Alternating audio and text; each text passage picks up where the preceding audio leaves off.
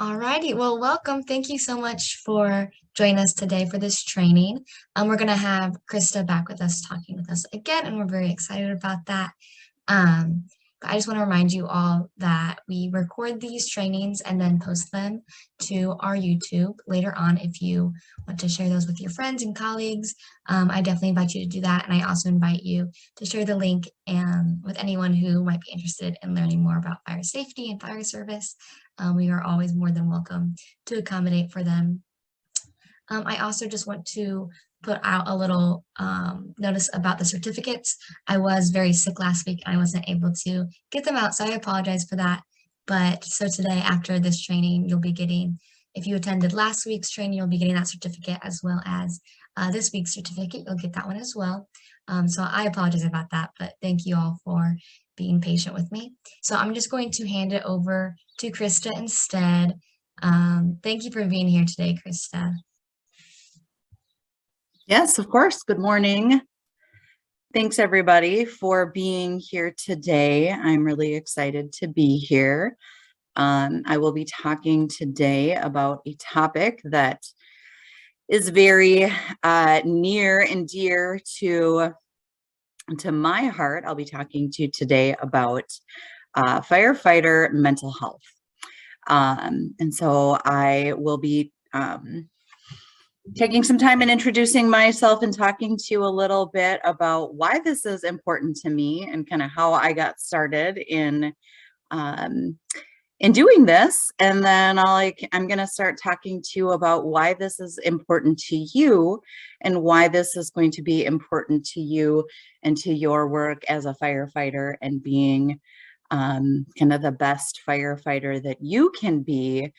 And also why this is going to be important to you and being making sure that you are paying attention to how your brothers and sisters on the fire ground are so that they can be the best firefighters that they can be.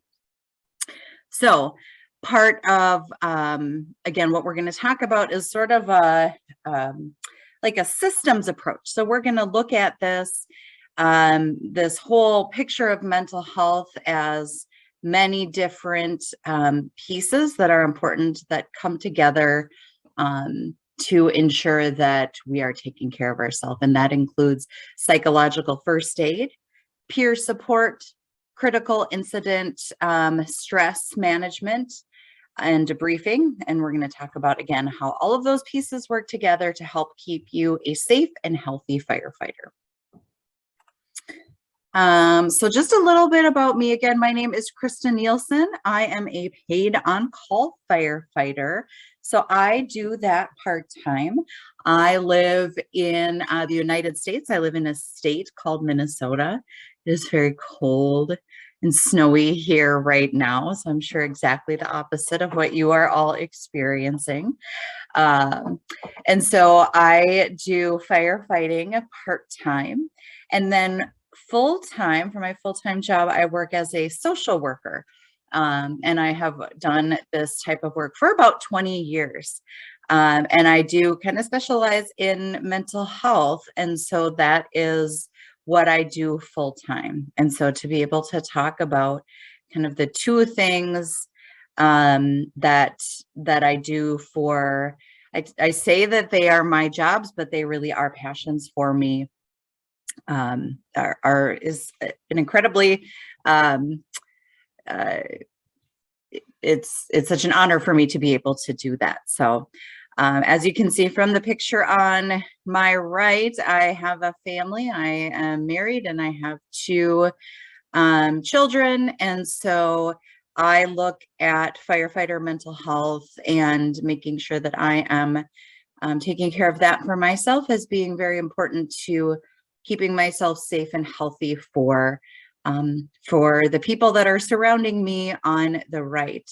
Just like it's important to make sure that I know how to manage a hose line and fight fires, it's just as important to know how to take care of myself afterwards, again, for those people that are surrounding me on the right. And that's why I'm here to talk to you today. So again, thank you for being here. So why is this important? Why does it matter? So I'm going to start by asking you all to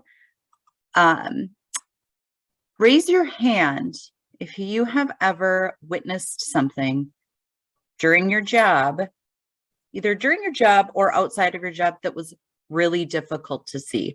You still sometimes maybe think about, maybe it's been years after the fact, but just raise your hand.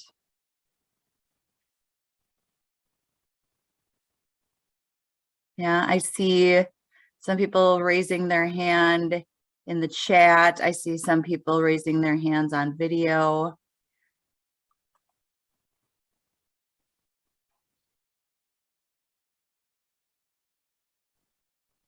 And one of the things that I did not, excuse me, I did not mention in my introduction is that I actually had participated in the fire symposium in Kenya in November, and I presented this topic during the fire symposium.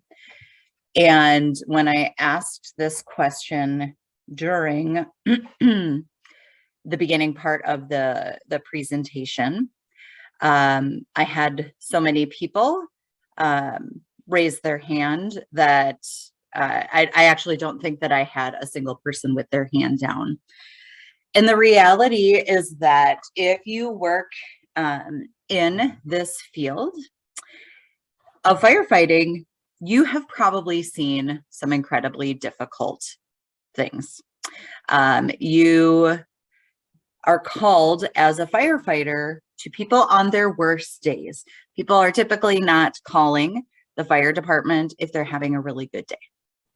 And so we have all, just in our jobs, seen some really difficult things. We have seen people's homes be burned to the ground. We have seen people get really physically hurt. Many of us have seen people die. And that's just at our jobs.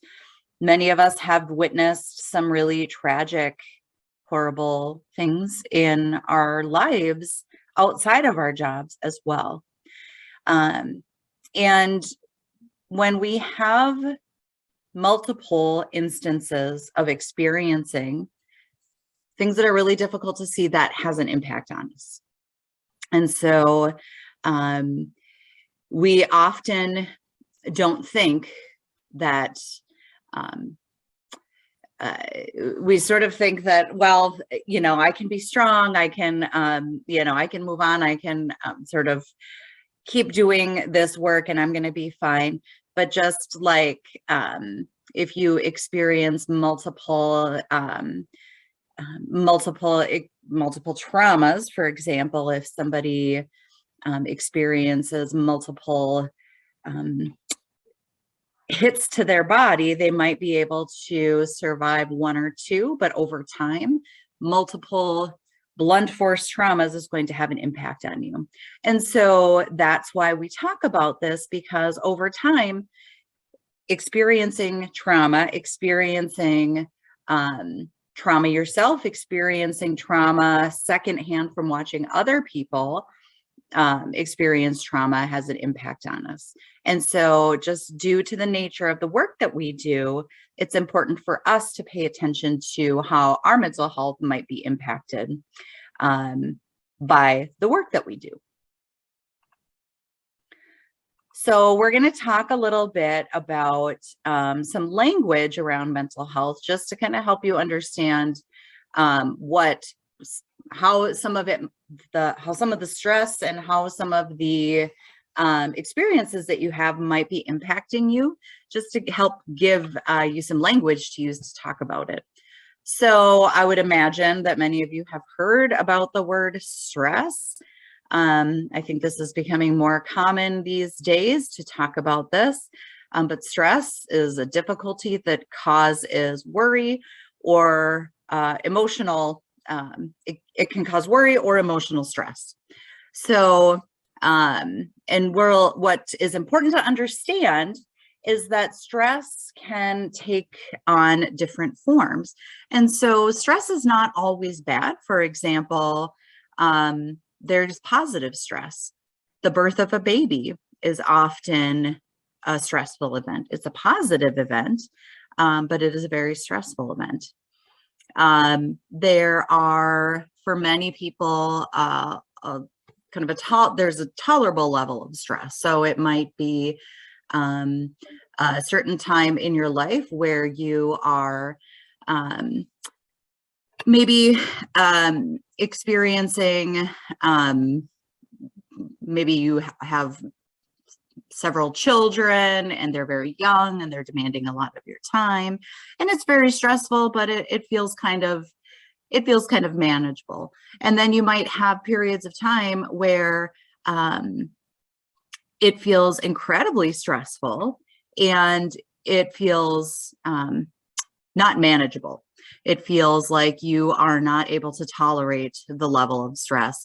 For example, this might be a time where you are not sure if your needs can be met, your basic physical needs. This might be a time where you're not sure if you're going to be able to put food on your table for your kids. It might be a time where there's a lot of violence around you and you're not able to feel like you're going to be able to be safe, or you're going to be able to keep your family safe. And so there's various levels of stress. Not all stress is bad. However, if you look at the cumulative level of stress and how long it's been going on, as well as what you have been doing to try to manage the stress that you have been experiencing, and what you've been doing to try to improve the impacts that stress has on your body, that is going to be, those are important factors to consider when thinking about how impactful stress is in your life. So what are some of the physical effects of stress? Again, one of the pieces that I noticed when I was in Kenya is I had asked people to tell me what they thought about when they thought about mental health. And many people said, oh, it's up here.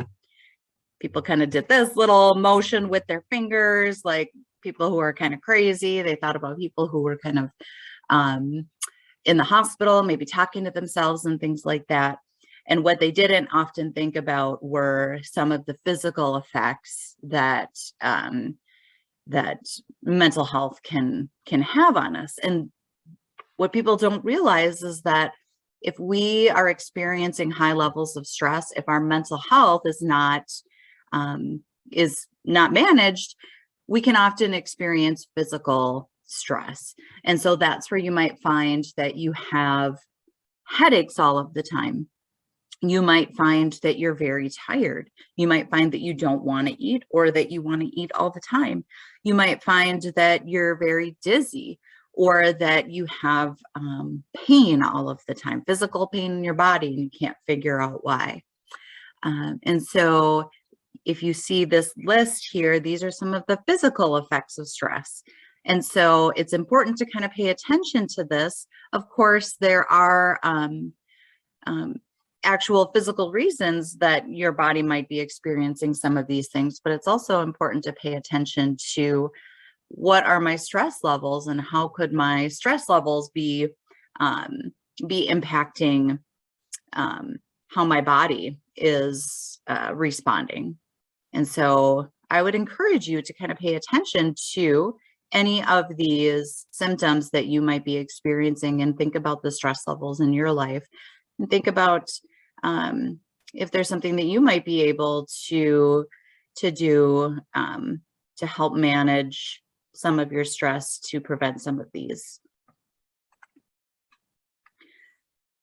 So of course, you're often going to see some behaviors from people that are experiencing high levels of stress. So you might see that people will be very angry. Of course, that's pretty common. They might want to argue a lot. Of course, you're going to see a lot of people using a lot of drugs or alcohol. They might turn to a lot of violence. in order to manage their stress. You might notice some difficulty concentrating, some difficulty concentrating. So these are some of the kind of behavioral signs that you might see. And so these are important things too to pay attention to with your other firefighters. If you're noticing that some of your other firefighters are starting to do some of these things, maybe you're noticing that your fire brother, fire sister is starting to abuse alcohol, or maybe they're starting to argue a lot, or maybe they are having some really difficulty concentrating. It would be important to kind of pay attention to this and check in with them and see kind of what might be going on with them. So we're going to move into talking a little bit about burnout next. So burnout is, as you can see from the slide here in front of you, physical, emotional, and mental exhaustion caused by long-term involvement in emotionally demanding situations. So this is a common occurrence in fields where there is a significant amount of stress involved in the work that you do. I would suggest that the field of firefighting can be a pretty high level of stress. And so people experiencing burnout is a very common, can happen very often here. And so it is important to not only pay attention to your stress levels, but also pay attention to signs of burnout. And this also points to the importance of managing your stress so you don't get to the point where you are feeling burned out. Once you get to this level of stress in your life, this is where it becomes more difficult to kind of manage those symptoms. And you might find that it's almost difficult to kind of get yourself to the point where you can get up and go to work. And this is where you might find that you are emotionally exhausted. You might feel like you just literally cannot get up and go to work. You might feel like you do not feel like you can complete the job. You feel like you maybe have not accomplished anything. The bottom line here says that it gradually gets worse, and that's true. It gradually gets worse over time, but often people will also say that it kind of hits them like a ton of bricks, and they'll wake up and all of the sudden they just feel like they cannot go to work. They can't get out of bed. They cannot complete their jobs. And so what are some symptoms of burnout? You suddenly have no interest in your job. You're suddenly not doing your job as well as you had in the past. You might be, again, experiencing some of those temper flare-ups, but they might be happening more often. And then just that motivation. Maybe you at one point were very highly committed to your job, super motivated, and now you just are having difficulty getting there. Maybe you're noticing that you're calling in sick to work or just not showing up. And these, again, are going to be things that you are going to want to pay attention to with your fellow firefighters. So are you maybe noticing that somebody who's been on the job with you for many years, who was a very committed person, is now suddenly not showing up, and maybe they're getting very angry and just their behaviors changed? This would be kind of thinking back to this presentation today, thinking about maybe they're feeling burned out. Maybe it would be helpful for me to kind of check in with them and see what might be going on. So again, thinking about this as being various levels of stress. So we talked about stress, and if you are not actively taking steps to manage your stress, especially in your work, that might lead to burnout, where you are not able to perform your work to the best of your ability. And for some people, it leads to them being unable to continue in their career. So next, we're going to talk about trauma and what is trauma. So trauma can be either a singular event, or it can be a series of events, or a set of events that is experienced by a person as harmful or life-threatening. This event has long-lasting effects on the person's mental health, physical health, spiritual health, and the effects are incredibly significant. Trauma can be experienced on an individual level. So people often think about trauma as being experienced when a person maybe experiences a death of a loved one. It might be if they've experienced violence, physical violence, sexual violence. Maybe they have witnessed violence around them. So these are the types of events that can trigger trauma, but sometimes it can be smaller events as well that can, when combined together, can lead to the symptoms of, or can lead to some of the symptoms that I'll talk about here in just a moment. So secondary trauma occurs in individuals who work in fields where you are often witnessing trauma that others experience. And so this is something that people, especially who work in fields like we do as first responders, can experience when we are often witnessing traumatic events. And so we are often going into, again, like we talked about at the beginning of the call, we're seeing people whose homes are being burned to the ground. We are witnessing sometimes people who are physically burned, who are physically hurt. We are sometimes watching people jump from buildings. For us to be witnessing those events can create secondary trauma. The symptoms that those can cause are real. They can also accumulate, so they can build up. So people who have worked in this field for 20 years have probably seen a lot of traumatic events.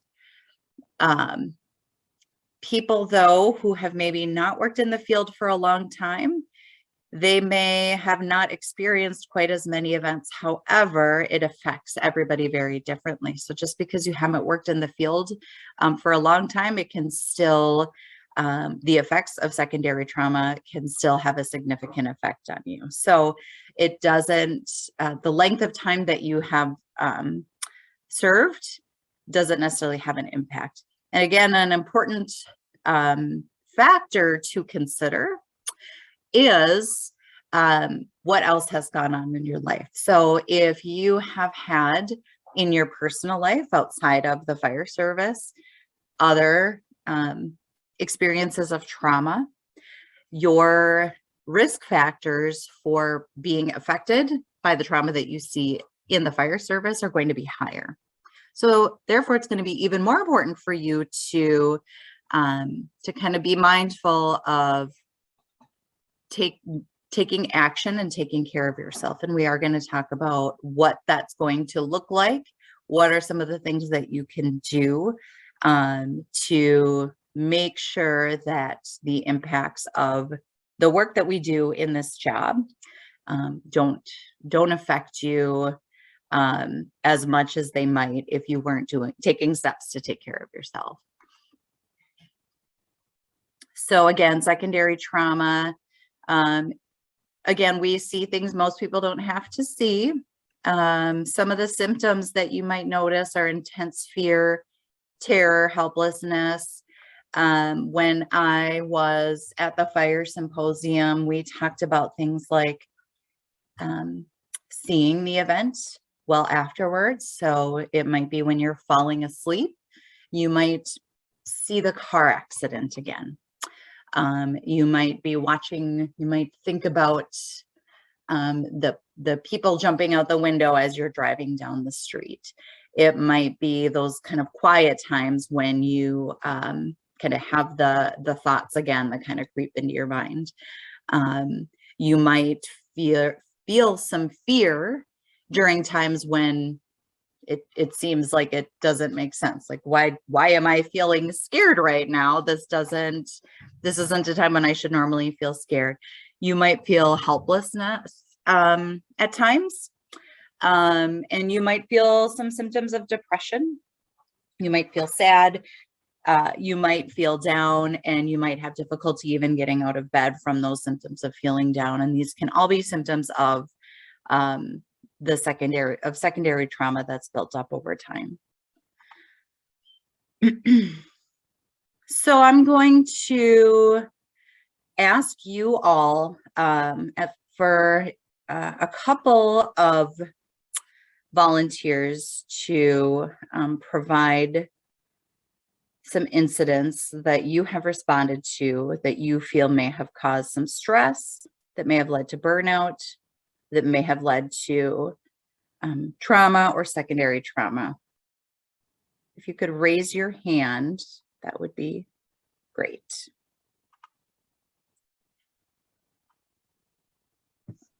Hi, everyone. Hi, Richard. Hi, Drew. How are you? Good. How are you? I'm fine, thank you. Go ahead. What would you like to share with us today? Yeah, just something happens. Okay, in my workstations, it happens, and there's a time that we had a patient. We were going for a rescue, and one of the houses, it had two trapped victims, and we were not told. Unfortunately, as we were trying to suppress the fire, that is when we were told like there are 2 people inside the house, and one of them unfortunately had died because of suffocation, and they were already burnt down.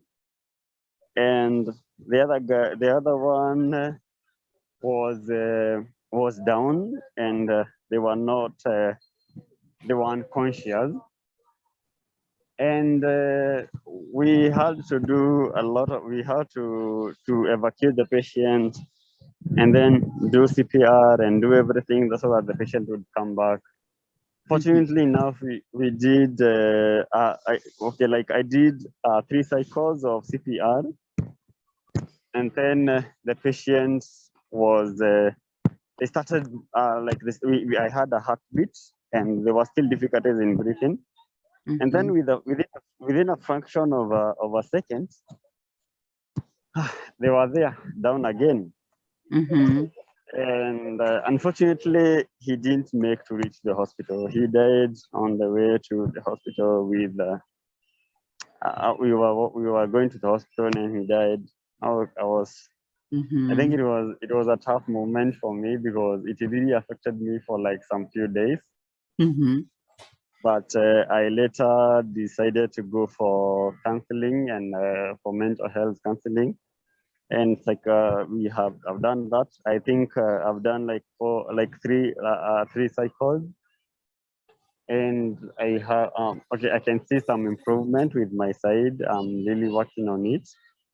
So these things are still available, and they're happening, because for the first, like after that happened, for like 2 days, I didn't sleep. I was very awake. I didn't know what to do. Had a lot of headaches. I took some days off for work to see if I can be able to recover, but I didn't. So that's when I decided to go and see a specialist, someone who would help me for things.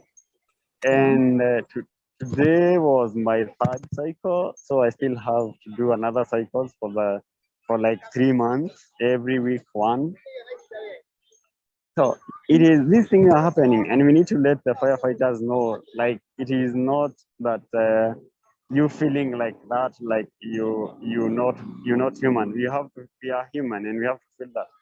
Yeah. And I'm still encouraging people to start going for counseling. Yeah. instead of doing other things like going to take alcohol or going anywhere, like doing other things, it's easier to talk to someone. And when you take alcohol, it's a bit expensive, so it's easier to talk to someone rather than I know the session is expensive. It's around 3,000 per when you go for private counselors. But the moment you engage our fire department members and the bosses, I'm sure they can work something out. Like what we are doing here, at least we have got the department is willing to support anyone who is there, not in anything, but it's easier when we bring up the support together.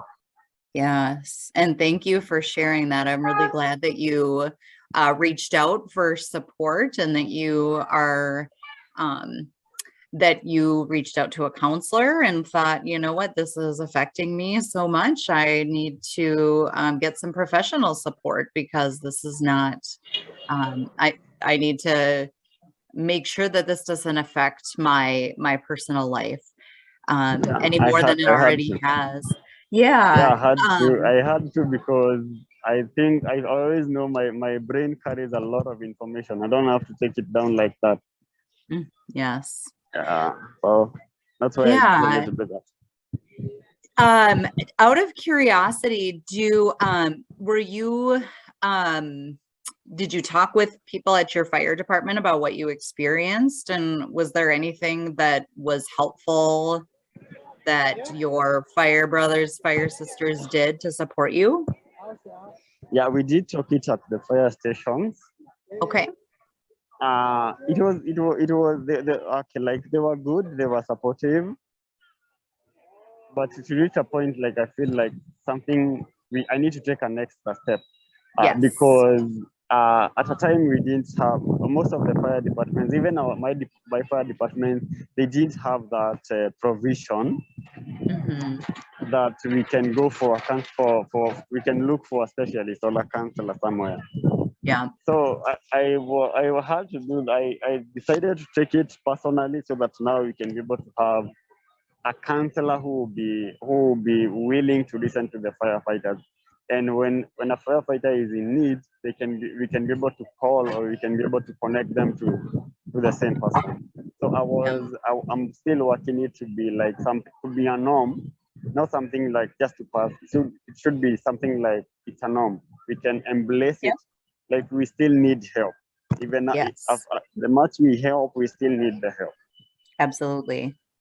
Yes. Yeah. And this is a great way to kind of what you just said, Richard. And again, thank you so much for sharing that story and sharing that example. It's really important for us to shift our thinking. As firefighters, we are very, very likely to experience trauma in our career. And of course, many of us experience trauma in our personal lives as well. And so it's important for us to stop asking, what's wrong with me? You know, if we start having those times where we can't sleep or we're having nightmares or we're thinking about it all the time, it's important for us to stop asking what's wrong with me and to start asking, you know, what's happened to me? There's things that's happened to me in my life, and to stop blaming ourselves and to start thinking about what are some actions that we can take to help and support ourselves, and how we can support each other and how we can support healing within ourselves. And so the next thing I'm going to talk about is what can we do about it? So we've talked about some language to use to talk about the mental health symptoms that we might experience as a result of our jobs. And so what can we do to manage some of our mental health symptoms that we could experience? So individually, making sure that we're taking care of ourselves, like Richard said, acknowledging what we're experiencing, and then talk to someone we trust about what we're experiencing and getting support. So in Richard's case, he talked to some of the people at his fire department. This was helpful. And then he decided, you know, I need a little bit more support. This is helpful, but I need some professional assistance. And so he reached out beyond that to get some professional support. At the fire station, so kind of the next level, what can we do as a station or as a brigade to support each other? So it's paying attention. So looking around you, notice if somebody seems to be acting a little bit different. So earlier in the slides, I had talked about some of those behavioral symptoms. Kind of paying attention to your fire brothers and your fire sisters. What are you noticing about them? And if something seems off, talk to them. Normalize talking about how we're doing. Ask them if there's anything that they need or they need to talk about. And then support each other. So, and understanding that support's going to look different for everybody. So kind of trying to understand what support looks like for each and every person, and finding ways to offer it to them. And then as an entire fire department, so kind of big picture, because an important thing to note is that we as firefighters can kind of set the tone, right? So it's important for us as individual firefighters to kind of acknowledge what we're experiencing, to reach out to each other, but also as a department wide, that can really set a tone for how the whole culture experiences and talks about mental health. So just as a whole, acknowledging that members of the fire department are going to experience stress and trauma and burnout. This is part of the work of firefighting. Making sure that your department provides a supportive environment, and then providing some formal and informal opportunities to talk about experiences. And we're going to talk about what those formal and informal experiences are here in just a moment. And then again, as a department, one of the ways that several departments have found to meet the needs is developing a chaplain program. And then many departments as well have professional counselors and social workers that can assist in some of the more challenging situations that their members experience. So again, talking about what we can do about it, one of the components of firefighter mental health systems of care, the first component is psychological first aid. So most of us as firefighters know about first aid, physical first aid, right? It's kind of the like the Band-Aids, or kind of the first steps that we take to make sure that we are taking care of maybe kind of the superficial wounds, or the non-life-threatening wounds that people might experience. So what we're going to talk about today are the things that you can do to manage some of the stresses that maybe aren't the trauma that you experience, but that overall can build up over time. And the reason that we do this is because if you can manage the less severe symptoms, then when you do experience the more significant trauma, you're more likely to be able to manage the more severe experiences that you have. And so a couple of things to note about psychological first aid, one of the ideas is that not everybody will develop mental health problems who are in the fire service. So we talk about it a lot because it is so common. However, not everybody does.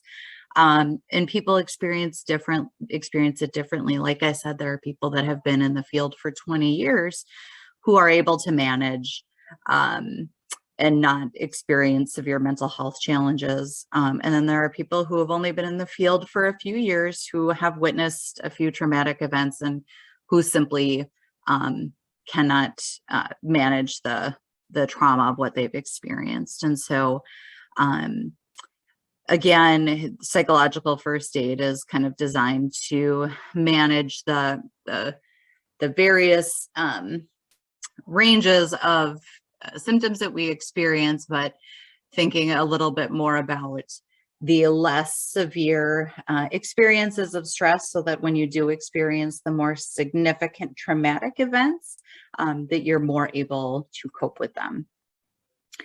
So here we'll just briefly give you a little bit of an idea of what the core actions include. I'm going to go more into depth on what they are here, but just to give you a little bit of an idea of what those are. So the first step is just contact and engagement. So this is just making sure that you're engaging with others. And a part of it is just developing this culture within your department. And so making sure that you are responding to your peers in a way that is helpful and in a way that makes them feel like you're going to be open if they come to you for help. So again, going back to Richard's story, he said that he did go to his other members of his department. And I would encourage you as with other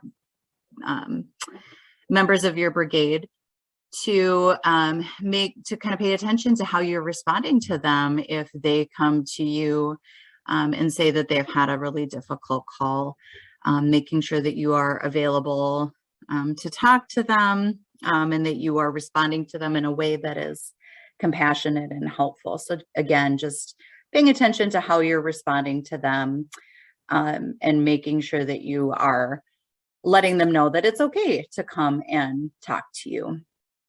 The second thing is just making sure that you are providing for their safety and comfort. So making sure that you are in a safe and confidential space to talk. So maybe in the middle of a large group of people, in the middle of the with the fire truck and 8 people from your brigade might not be the safest place to go, but maybe stepping away, offering the person, you can see kind of a warm blanket, making sure that they know that you're there to kind of care for them and make sure that they're comfortable. These things can make an individual feel safer and like you're there to care for them. So this is just a step that you can take, again, to make sure that the person knows that you're there to provide for their safety and their comfort. Sometimes when people come to talk with you, they might be really overwhelmed. And so it might be important to pay attention to, are we in a really overwhelming environment? Do I need to kind of get this person to a place that's a little calmer? Maybe they're really, they're really anxious. They're really, they're shaking. Maybe they're crying. Maybe they're kind of yelling. And so trying to get them to a calmer environment. Maybe seeing if they have some kind of immediate needs. Maybe they do have fears for their safety. Maybe they are afraid that they're not going to be able to get food on the plates of their family. And so do they have some really immediate kind of physical needs that need to be met? So just again, asking some questions, making sure that physically they're safe. And again, part of what we talk about is active listening, but we also want to make sure that we are asking some questions to fully understand what their needs are. And so you have someone who might be really overwhelmed, really stressed, and it can be difficult to understand exactly what their needs are. So making sure that you are taking time to listen, maybe help them kind of regulate their breathing, help them calm down, but make sure that you are kind of patiently sitting with them, gathering information, and kind of asking them, what do you need? What is it that I can do to help you feel like you're safe, to help you get to a place where you are feeling more calm or where you're feeling like you have what you need right now. And so it's going to be important that they feel that you have that that you've been able to capture what it is that they need. And that, again, might be some of those practical things, like it might be that they're stressed about food. Maybe they don't have transportation. Maybe they're afraid they're going to lose their housing.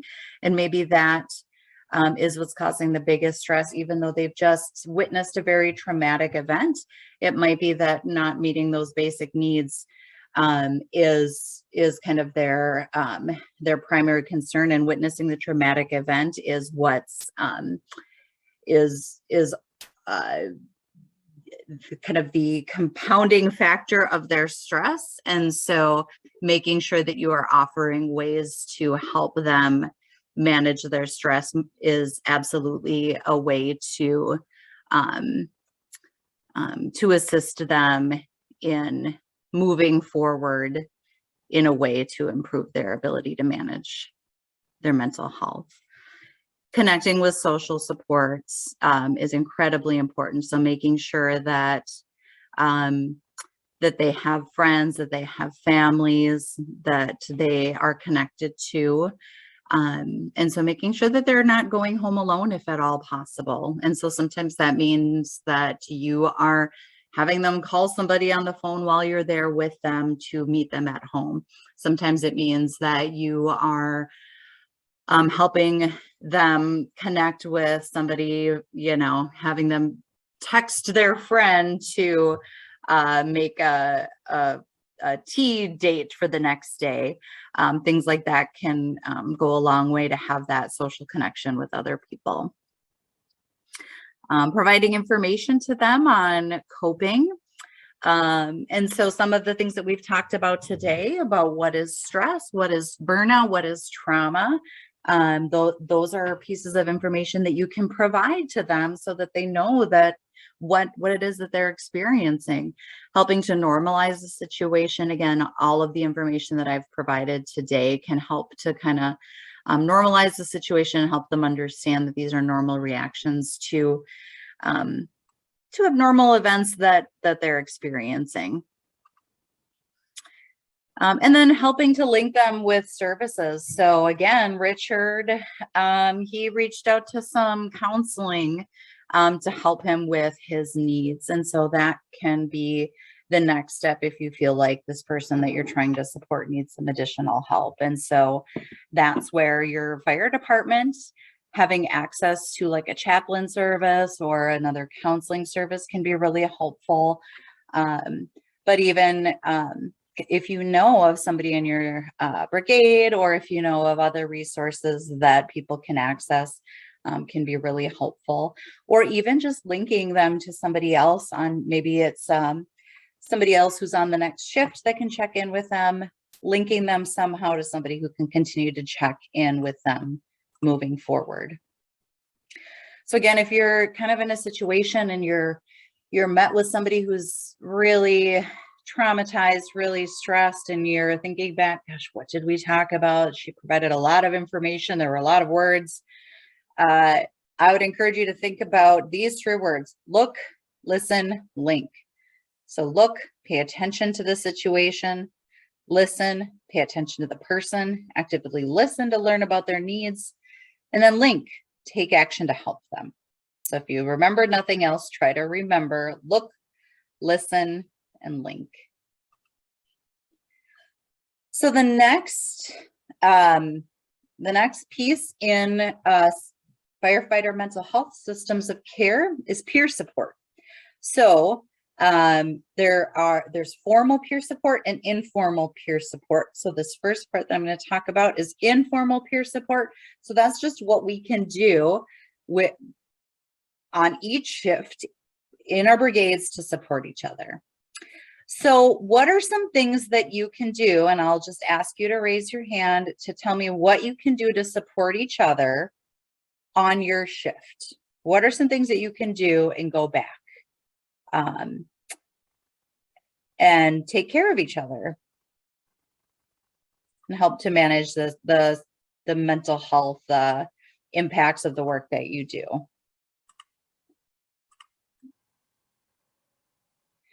I'm having difficulty seeing my, oh, there we go. participants. There we go. I see it now. Anybody willing to share some things that they might do, go back to their brigade, take with them?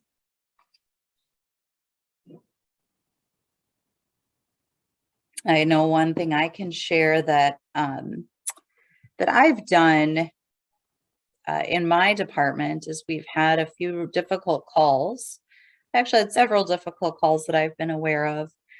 And I do take the time to, get to know the different members on our department. I know some of the members that I work with on shift tend to like a phone call. Others prefer a text message. And if they've had a difficult call, I might send them a text message and say, hey, how are you doing after that hit and run phone call, or that hit and run call we had the other day? Or how are you doing after that fatal fire? Just to kind of check in with them and see how they're doing. And I know I've heard from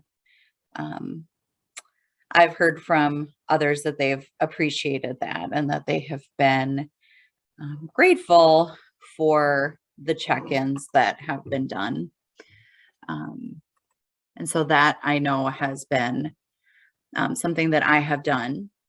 Another thing that I have personally tried to do, and this has been a little easier for me to do as a social worker, but I've tried to talk a little bit about what mental health means and be open about my experiences, and to talk about difficult calls that I've been on. And yeah, I thought about that call, when I went to bed, and I had to make sure that I took a walk, and I talked about it with my husband, or I might, I actually reached out and I talked to an officer about it, just to make sure that I was able to process that and move forward. So just being honest about my experience.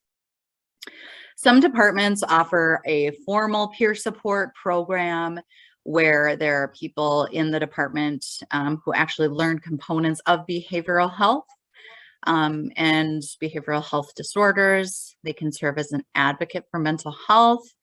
And again, the three main components of peer support in both formal and informal are listening, being able to maintain confidentiality. So don't go talk about people and what they tell you, either whether you're informal or formal peer support. And then action planning. So that's talking about what you're going to do to help support the person moving forward, whether it's help link them to resources, whether it is help them figure out a way to get groceries on the table, etc. So the next step in kind of a formal mental health, firefighter mental health systems of care is something called a critical incident stress management. This is another formal program that you can talk to officers in your brigade about if you're interested. This is, again, a formal way to debrief very stressful events, helps to reduce the impact of traumatic events that occur, and helps facilitate recovery. Again, this is a formal event that would occur in your department. It is led by someone trained to facilitate critical incident stress management events. Some of the things to know about these events: it needs to occur with only the people that were involved in the incident. I myself have participated in a critical incident stress management event after we responded to a fire where a few of the people there died. And the people that participated were only the people who actually responded to the event. It needs to occur soon after the incident occurred. So I think we had our event within a couple of days. And we all were, none of us were like chief level officers. We were all firefighters or like captains. And then there are 7 different phases that you go through. And again, I'm not going to go through every single one of these with you, but again, it's a formal program that you can learn more about if you're interested, but certainly not something that you need a formal education in order to facilitate. But this is a way to, again, help individuals manage the stress that traumatic events can cause. And then again, just to kind of recap, prevention. So again, the firefighter mental health systems of care. So thinking about kind of what can you do to manage the impacts that this job can take on your mental health, and looking at that as kind of a system of formal support or formal supports, informal supports, taking care of yourself, taking care of your fire brothers, fire sisters, and then what can your fire department do? So look at it as a kind of a whole bunch of different systems coming together. So prevention, psychological first aid, peer support, critical incident stress management, and then professional supports. So that's sort of what you would reach out to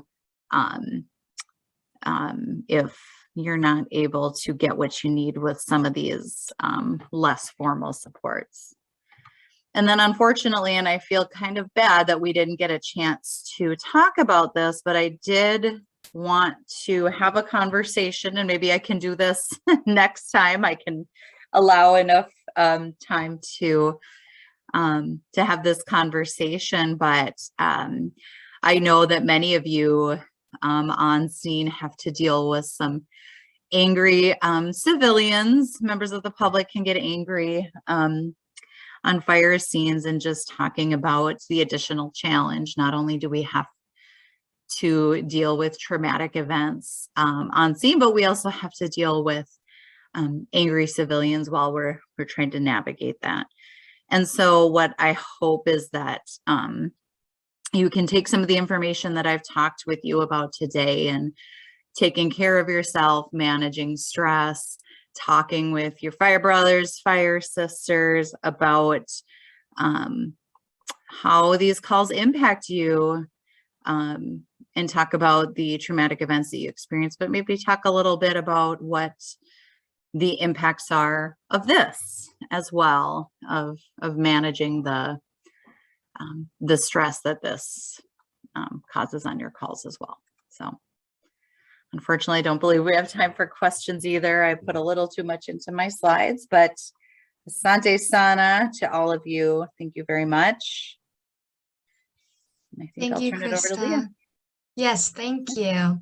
I know I'm very grateful, and I'm sure everyone else is also very grateful that you're just willing to come on and talk to us about such an important topic such as mental health, and just how truly important it is to not only take care of your own mental health, but just like you said, watching out for the loved ones around us and those in your fire brigade. That's just so important. So thank you for teaching us more about that today. I invite everyone to join us next week. We're going to have Natalia Flores come on, and she's going to be talking about fire investigation and just some fire statements and how to conduct those. It'll be a really great session, so I invite you all to come back for that next week. And once again, I'll be sending out the certificates after this session today. So thank you so much for joining, and I'm going to end the recording, and then maybe we have time, if you want to stay on for just a few minutes, Krista, to answer a couple of questions. We're not going to be having our tea time with Jose today, so maybe that can be in place of it for just a few minutes. Sure, I would be happy to do that.